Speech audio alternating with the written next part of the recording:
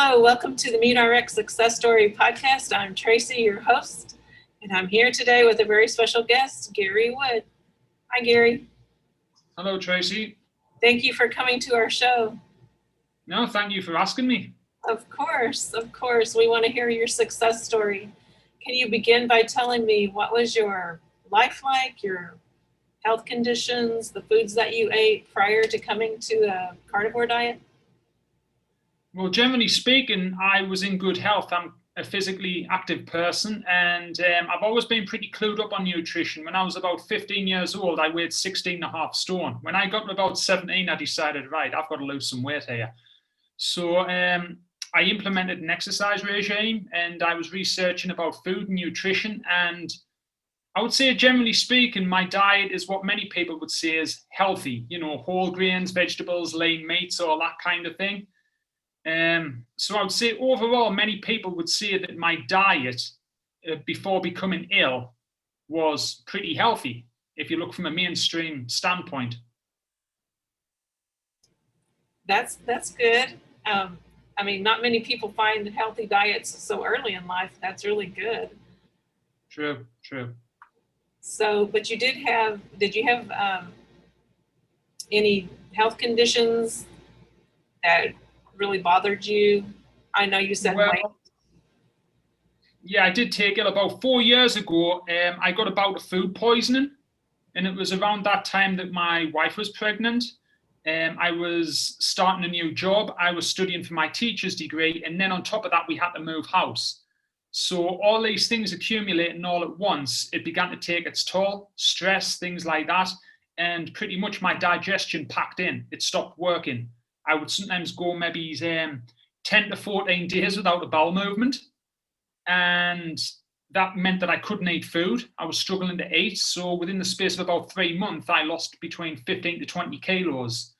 And being unable to eat food, things like depression started to kick in. I was getting very ratty with people, irritable, and I was just not in a good place. I felt really, really bad, understandably. Wow. That sounds very, very difficult to get through. So how did you find out about carnivore? Did you go to something prior to coming to carnivore, or did you start right into carnivore? Listen, I experimented with so many different diets. I tried veganism. I tried making my diet even cleaner, cutting out every single processed thing, artificial sweeteners, artificial flavorings. Everything was taken out of my diet. And no matter how much I wanted these diets to work, they just simply wouldn't. And I was desperate. And what I did eventually is that I started to do something called keto. I'm pretty sure we're all familiar with that. And keto was good to a certain extent because it meant that I could eat a lot of fat and protein, and that kept me satiated. And as a result, that meant I could do intermittent fasting. And your digestive system is like a muscle. You need to give it a rest. And it meant I could give my digestion a rest. And I think that did have some impact, but still there was a lot of fiber in my diet then. And looking back now, I don't really mix well with fiber. And this idea that everybody needs fiber, blah, blah, blah, blah, blah. Some people maybe, some people maybe not. And I think I'm one of the maybe not people because I don't really do well with fiber. Now, I'd heard about this carnivore diet. I'd seen ShawnBaker on the Joe Rogan podcast, things like that. And honestly speaking, I thought, this guy's nuts. He just eats meat all day and that's it. That's all he eats. He's nuts. But my friend, he had the same problems with me with digestion, constipation, and he tried carnivore. And he said he had fantastic results. And I just thought eventually, because they say there's a natural progression from keto is that you do carnivore. I said, you know what? I think I'll give it a go for a few weeks. And instantly, I just felt my bloating went down. I felt as though I was in a better place. I had mental clarity. My stomach felt a lot better. And I just thought, you know what? This is pretty good. I think I should continue with this. That's pretty much all it was. And implementing the carnivore diet has had a huge impact on me. Wow. So can you tell me what foods did you start out eating? Did you do bone broth? Did you do any of those things when you started carnivore? To be honest, I don't really do a lot of bone broth. I've got some bone marrow in the freezer. I had some yesterday, so I will have a bit of marrow every now and then. but I wouldn't say I'm a huge bone broth kind of person, but I do enjoy organ meats, especially liver. I'll try and have a lot of liver. Eggs, I eat a lot of fish, kind of sardines, things like that, mackerel. I implement some cheese. Some people may be against that because, just what you would deem as animal-based protein, but I also include a high fat content because when you take carbs out of your diet, I understand you still need to get energy from somewhere. And I think fat is a fantastic source of energy. I mean, I'm fat adapted now. I have no problems fasting for 18 hours. It's no problem at all for me now. I just get on with it. Yeah. And fatty fish. I've kind of gotten into sardines lately. I just love them. Oh, honestly, sardines are awesome. They're very convenient as well when you're out and about. You just carry a couple of tins with you in your bag, and if you're hungry, you just get them out and you eat them. I think they're fantastic. Yeah. Very nutritious also. Yes, I love them. I've just recently started eating lots of them, and I think my body just needs that. So, yeah. So how did you... I've just ordered some mackerel. I'm sorry? Go ahead. I was just saying I've just ordered some mackerel online as well and some pollock liver. So I do like to mix it up as well. And because I'm not a fussy eater, I mean, I'm here in China. The Chinese waste absolutely nothing. I eat pig's liver. I eat pig's intestines, pig heart, pig's brains. I eat everything out here. And I'm a big believer in varying your diet because some people complain, don't they, Tracy, that, oh, the carnivore diet, it's very restrictive. And I'm like, no, it's not. You've just got to open your mind and try different foods. And eventually you will develop a taste for them. I agree. I agree. It's very good to vary different things because you do get nourishment and different kinds of nourishment from different kinds of animals and different of course you do.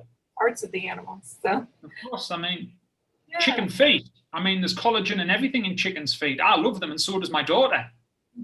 Oh, that's good. So does your family do carnivore as well?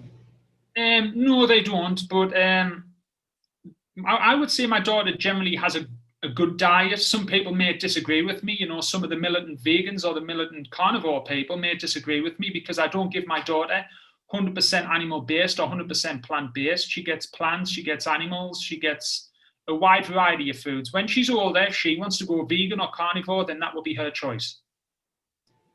That's good. She is getting meat, though, at least, and so that's... of course, yes. Yes, that's very good. She loves chicken feet. That's awesome. So did you have any transitional issues at all, or did you just start feeling so good right away? I mean, like I said earlier, I'm pretty clued up on nutrition, so I had no real transitional problems. I know if you get rid of carbs, you've got to replace it with fat. It's as simple as that. I'm not a fussy eater. I'll eat pretty much anything that's put in front of me. And to be honest, Tracy, I mean, ShawnBaker says this, Paul Saladino says this, you don't have to be 100% carnivore. I mean, Paul Saladino, he has a little bit of avocado, things like that in his diet every now and then. Me, I would say I'm 95% carnivore, yes, but I enjoy a cup of coffee. The other day I made a chicken stew with the organ meats and everything in, and just for a bit of variety, I sliced a carrot and I threw that in as well, But I would say the majority of my diet, I would say easy 95% or even more is animal-based. But I wouldn't say I'm 100%. Absolutely not. Right. I know that Dr. Baker is not dogmatic. So that's, and Dr. Saladino either. So I know what you're saying. I mean, it is. And let's be honest, Tracy, I think sometimes they're coming from a common sense perspective. They're not saying, I do this, so you must do this also. They're being realistic about it. And I think that's the best approach. It is. It is. So how long have you been carnivore, Gary? How long have I been carnivore? Oh, let me think. Well, I started keto about this time last year. Then after about 6 months, I slowly transitioned into the carnivore diet. So I would say full-on carnivore, 95% carnivore. I'd say I've been doing that for the past 4 months. I would say for then the 2 months before that, I would say I was about 80% carnivore. Okay, that's cool. So can you tell me how your conditions all changed? I know you said you lost the bloating, and is there any other things, especially something that surprised you about? I mean, I'll start with the bloating first. That was the big thing, because my bloating, I mean, I call it the buffet style bloating. I'm sure in the past we've all been to those $10, $15 buffets, and you make a pig of yourself and you walk out and you feel uncomfortable, bloated. I felt like that for 3 years. For 3 years, I felt like that. And that is the biggest change. Obviously, my bowel movements, it's not a nice thing to talk about, but they're more regular now. Mental clarity, absolutely mental clarity, just the ability to express myself. I don't get brain fog anymore, which is something I used to get a lot with a high carb diet. I never get that now. To be honest, Tracy, I don't even need to drink coffee, but I still love a cup of coffee. That's my treat. But the mental clarity and, it's just, I would say the mental clarity and the bloating and bowel movements, those are the biggest changes. And I think they're absolutely fantastic. Another thing I do, beside this diet, and something I've done for the past 2 years, are micro workouts. Because I'm a busy person, I work full time, I have a family. I can't afford to go to the gym 5 times a week for 90 minutes. So what I do is I do micro workouts at home, intensive 5-10 minute bursts. I do them generally twice a day, and they've made a huge impact as well. They've had a huge impact on me. Wow, that sounds great. That sounds great. I mean, you can do minimal exercises, sometimes 10 minutes of very intense exercises. That really is cool.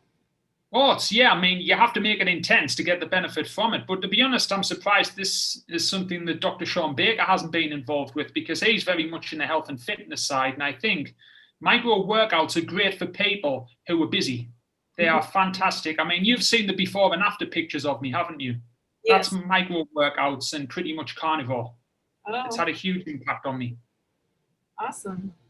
I've been doing the X3 bar, so I kind of do 10-minute workouts, and it really works me out. I don't know. The X3 bar, I think I've seen them. I think I've seen them online. Yes, is it kind of a new thing that's came out the past few years? Yeah, John Janquish. I don't know if you've heard of him, but yeah, that is what I've been doing, and it makes you stronger. It's really more muscle workout, and it's with bands. So. And you would recommend it? Or would you recommend it? Oh, sure. I would recommend. Okay, I'll search it after this interview. I'll search it online. Okay. Well, I appreciate you coming and sharing your success with us, Gary. It's just incredible, the changes that happens. And I wanted to know if you have a tip for somebody that's thinking about doing this, but they just haven't quite got there yet. Well, of course, first of all, do your research. Watch videos online. Do some reading before you dive into it. Read books by ShawnBaker, Paul Saladino, and also, if you want to, make it a slow transition. So maybe if you eat 3 meals a day, try and make one of those meals a carnivore meal for the first week. Second week, make it 2 carnivore meals a day. And the third week, go into it. And very important, if you're taking carbs out, replace them with fat, because if you don't, you're going to feel dreadful. Don't be afraid of fat. Do you have any kind of fats that you recommend? Well, my fats mainly come from meat. Grass-fed butter. You can use ghee, which is what the Indians are big on. I mean, obviously eating fish, you're going to get a lot of kind of fat there, salmon, things like that. And like I said earlier, I mean, this is going to upset a lot of the olive oil Karens on the internet, but every now and then I use a bit of olive oil. Every now and then, just for a bit of variety. But generally speaking, I think grass-fed butter is a very good one. Beef tallow. Unfortunately, beef tallow in China is incredibly expensive. Like a kilo of it will cost me maybe $150. So I have to be careful with buying and how much I use. But grass-fed butter, I can get that imported from New Zealand. That's a good source. That is, I agree. Seriously, don't be scared of fat. Do not be scared of fat. I mean, I eat a very high fat diet, and I think I'm like 6% body fat. Oh, awesome. So you use that for your energy. That's for sure. Yeah, I do. Absolutely. Absolutely. That's great. Thanks, Gary. No, thank you. Thank you for asking me on the podcast. I think it's great. Thanks. You're welcome. I hope you have a great day. Yeah, you too. Okay. Bye-bye. Right, see you.